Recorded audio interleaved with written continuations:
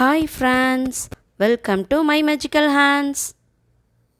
இன்றைக்கி நம்ம சேனலில் chettinad ஸ்டைல் வறுத்து அரைச்ச மட்டன் குழம்பு எப்படி செய்கிறதுன்றது தான் பார்க்க போகிறோம். இதை பிகினர்ஸோ இல்லை பேச்சுலர்ஸோ கூட ஈஸியாக செஞ்சிடலாம். வாங்க வீடியோக்குள்ளே போகலாம். மட்டன் குழம்பு செய்கிறதுக்கு தேவையான பொருள்லாம் என்னென்னு பார்க்கலாம். ஒரு 1/2 கிலோ மட்டன் நான் நல்லா க்ளீன் பண்ணி மஞ்சள் பொடி போட்டு வச்சுருக்கேன். வறுத்து அரைக்கிறதுக்கு 1 டீஸ்பூன் மிளகு, 1 டீஸ்பூன் சீரகம், 1/2 டீஸ்பூன் சோம்பு, சும்மா ஒரு 4-5 வெந்தயம் எடுத்துக்கோங்க. 1/2 டேபிள் ஸ்பூன் தனியா, ஒரு 4-5 மிளகாய் உங்கள் காரத்துக்கு ஏற்ற மாதிரி எடுத்துக்கோங்க. 10 பல் பூண்டு, 1/4 கப் தேங்காய், நீங்கள் துருவி எடுத்தால் 1/4 கப் எடுத்துக்கோங்க. நான் இந்த மாதிரி பொடி பொடியாக நறுக்கியிருக்கேன். இப்படியும் வறுத்து தான் அரைக்க போகிறோம். ஒரு 2 பீஸ் பட்டை, 2 பீஸ் கிராம்பு, 2 ஏலக்காய், ஒரு பிரிஞ்சி இலை. அப்புறம் குழம்புக்கு ஒரு 20 25 வெங்காயத்தை நல்லா பொடி பொடியாக நறுக்கி வச்சுக்கோங்க. சாம்பார் வெங்காயம் எடுத்திருக்கேன் நான். 2 மீடியம் சைஸ் தக்காளியை கட் பண்ணி வச்சுக்கோங்க பொடி பொடியாக. ஒரு பச்சை மிளகா, கொஞ்சம் கொத்தமல்லி, 1/2 டேபிள் ஸ்பூன் இஞ்சி பூண்டு பேஸ்ட்டு, தேவையான அளவு உப்பு, தாளிக்கிறதுக்கு 1/2 டேபிள் ஸ்பூன் நல்லெண்ணெய், 1/4 டீஸ்பூன் கடுகு, கொஞ்சம் கருவேப்பிலை எடுத்துக்கோங்க. முதல்ல மசாலாவுக்கு வறுக்கிறதுக்காக ஒரு அடிகனமான பாத்திரத்தை அடுப்பில் வச்சு அது சூடான உடனே அதில் நம்ம எடுத்து வச்சுருக்க தனியா, சோம்பு, மிளகு, சீரகம், வெந்தயம், பட்டை, லவங்கம், ஏலக்காய், பிரிஞ்சி இலை, பூண்டு இது எல்லாத்தையும் சேர்த்து முதல்ல வறுத்துக்கலாம். காஞ்ச மிளகாவையும் தேங்காவையும் மட்டும் சேர்க்க வேண்டாம், மற்ற எல்லாத்தையுமே சேர்த்துக்கலாம். சேர்த்து அது நல்லா வறுபட்ட உடனே நம்ம எடுத்து வச்சுருக்க காஞ்ச மிளகாவை சேர்த்து கொஞ்சம் நேரம் நல்லா வறுத்துக்கலாம். காஞ்ச மிளகா நல்லா கலர் மாற ஆரம்பிக்கும். அந்த ஸ்டேஜில் நம்ம எடுத்து வச்சுருக்க தேங்காவை சேர்த்து லைட்டாக வறுத்துட்டு அடுப்பு ஆஃப் பண்ணிக்கலாம். இது நல்லா ஆறட்டும். இப்போ பாருங்கள், வறுத்த எல்லாமே நல்லா ஆறிடுச்சு. இப்போ இதை ஒரு மிக்ஸி ஜாரில் சேர்த்து கொஞ்சமாக தண்ணி சேர்த்து நல்லா பேஸ்ட் மாதிரி அரைச்சி எடுத்துக்கலாம். நம்மளோட மசாலா பேஸ்ட்டு ரெடி ஆயிடுச்சு.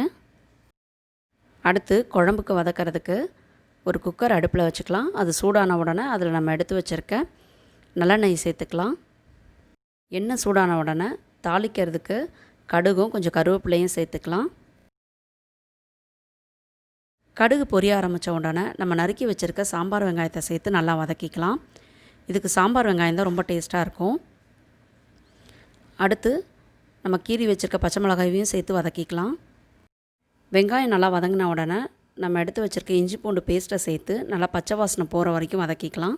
இஞ்சி பூண்டு பேஸ்ட்டோட பச்சை வாசனை போன உடனே நம்ம க்ளீன் பண்ணி வச்சுருக்க மட்டனை சேர்த்துக்கலாம். மட்டனில் கம்மியாக நீங்கள் மஞ்சள் பொடி சேர்த்துருந்தீங்கன்னா இந்த ஸ்டேஜில் கொஞ்சமாக மஞ்சத்தூள் சேர்த்துக்கோங்க. சேர்த்து நல்லா வதக்கிக்கலாம். மட்டன் நல்லா வதங்கின உடனே நம்ம எடுத்து வச்சுருக்க தக்காளியை சேர்த்துக்கலாம்.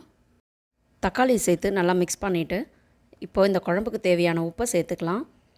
உப்பு சேர்த்து நல்லா கொஞ்சம் நேரம் வதக்குங்க. இந்த மாதிரி செய்கிறனால உங்களுக்கு மட்டனில் நல்லா உப்பு, புளிப்பு எல்லாமே பிடிக்கும். தக்காளியை சேர்த்து ரொம்ப நேரம் வதக்க தேவையில்லை. லைட்டாக வதக்கிட்டு நாம் அரைச்சி வச்சுருக்க அந்த மசாலா பேஸ்ட்டை சேர்த்துக்கலாம். பேஸ்ட்டை சேர்த்து நல்லா மிக்ஸ் பண்ணி விட்டுறலாம்.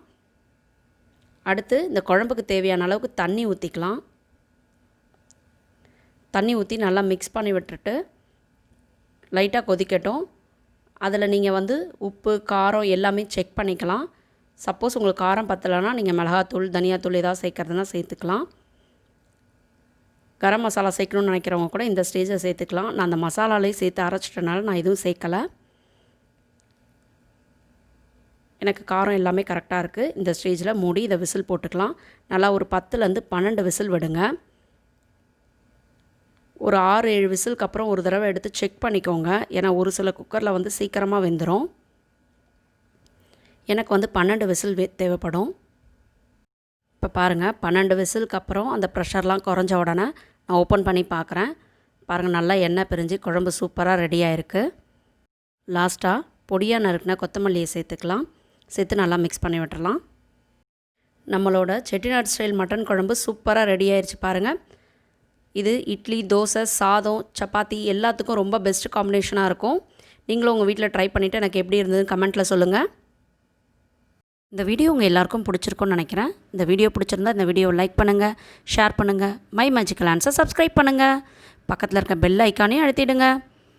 ஆரோக்கிய உணவு, ஆனந்த வாழ்வு. பாய் பாய்.